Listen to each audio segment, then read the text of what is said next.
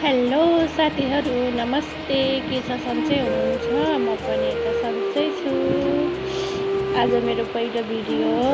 हजुरहरूले साथ सपोर्ट गर्नुहोला। नयाँ भिडियोमा साथ सपोर्ट गर्दाखेरि पनि अर्को भिडियो बनाउने जाँगर होस् हैन। हजुरलाई धेरै धेरै स्वागत छ मेरो नयाँ न्यू भिडियोमा। अनि हेर्नु न साथीहरू, आजकल त आँपको सिजन छ नि हैन। आँपको अचार राख्नु पर्यो भनेर थालेको नि। आँपको अचार हो यो। काटेर रेडी बनाउँदैछु आँपको अचारलाई चाहिँ। अनि त्यो भित्रको खुइला हुन्छ नि साथीहरू, त्यो चाहिँ साह्रो हुन्छ, त्यत्तिकै काटिँदैन, अचारमा राखेर ठ्याक ठ्याक ठ्याक ठ्याक पार्नुपर्छ साथीहरू।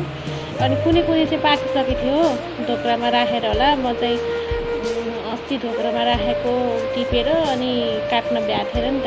म हिजो बुटोल गएको थिएँ अनि काट्न भ्याएन। अनि 2-3टा चाहिँ पाकिसकेका रहेछ अनि एउटा चाहिँ 4-5वटा चाहिँ अनि कुहिसकेको रहेछ कि साथीहरू।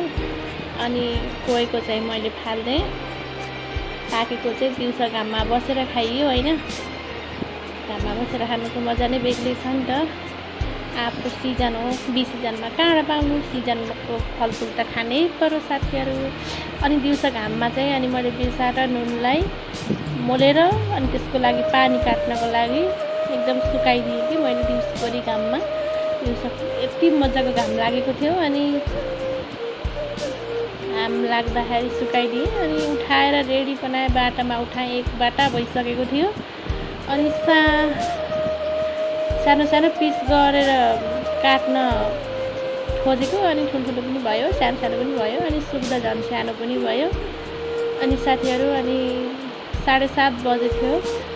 मैले अचारको रेसिपी पहिले राख्नै बिर्सेछु। अब एक्लै भिडियो बनाऊ अनि आफै अनि मोबाइल छोप अनि बनाऊ गर्दा चाहिँ गाह्रो हुँदो रहेछ। मलाई सजिलो लाग्छ होला भन्ने सोच्थेँ कि मैले अरूलाई।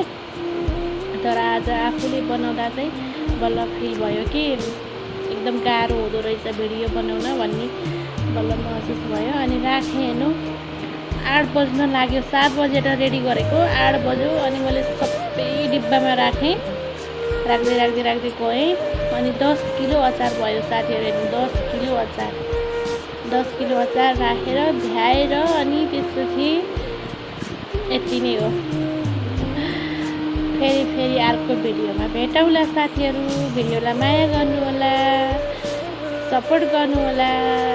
धन्यवाद, बाई साथीहरू।